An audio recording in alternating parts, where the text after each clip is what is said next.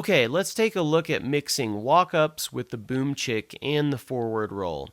So this is going to be for an up the neck backup arrangement, and we're really starting to mix a lot of things up now. So we haven't quite gotten into the licks yet, but that's going to be next. So let's take a look at this.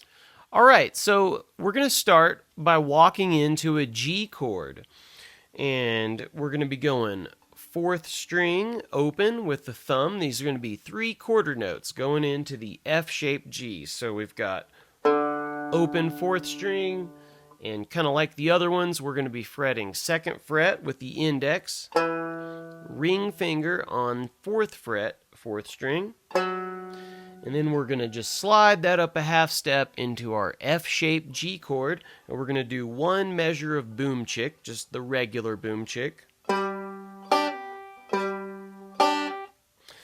And that's just pinching strings 1 and 2 with index and middle. We're going to hit the 4th string. These are all quarter notes. 4th with the thumb, middle and index pinch.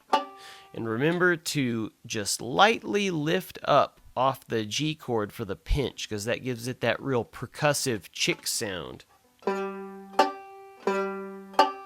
So that's 1 measure. And now we're going to walk up to the C chord, the F-shaped C chord. So the next measure of G, we are going to do 2 eighth notes, and these are octaves on the 4th and 1st string, and then back to the 4th string. That's with thumb on the 4th string, and that's a quarter note. And then we move that shape up to 1 whole step to the 7th fret. So it's going to be kind of like we're holding a F-shaped A chord, but we're only pinching 1st and 4th string.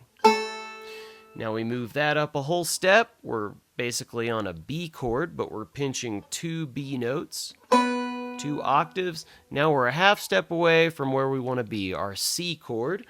And then now we change it up. We're going to be doing the in the mood roll for 1 measure, and it's going to sound like this.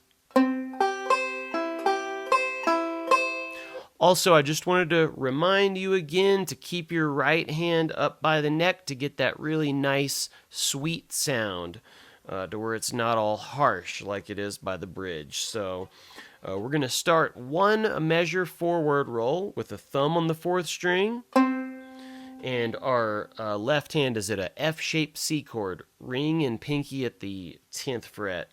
So again, we hit the 4th string with the thumb, index 2nd, middle 1st. Now thumb shifts to the 3rd string, index 2nd, middle 1st, and then just 2 more eighth notes on the 3rd string and middle 1st. So we have, and then, there's 2 more. And then pluck the 4th string, that's a quarter note. Back a half step with the whole shape. Pinch 1st and 4th string, that's at the 9th fret. Scoot it up a half step. 10th fret, pinch. Then 11th fret, pinch, octaves. And now we're a half step away from the D, so that leads us right to the D. And now we're going back into our boom chicks just to mix those back in. And we're doing 1 measure of boom chick. And now we're going to do our walk from the F-shaped D, and we're going to be going up and ending at the F-shaped G chord at the 17th fret. So we're going to do our 2 eighth notes. That's just like when we walked from earlier in the course, we walked from G to C. This is going to be the same thing.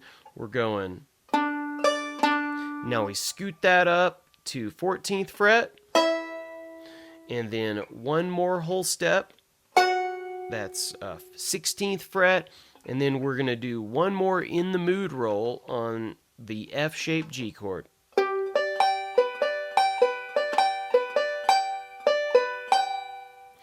All right, so that's going to sound really good when you put that together and somebody calls Blue Ridge Cabin home because that's the perfect backup arrangement for that. That's the types of things you hear J.D. Crowe or Earl Scruggs or Alan Mundy playing on those records. This stuff sounds really good, and it's just really good. They're pretty generic ideas, but these are the same things that people keep playing because they sound so good.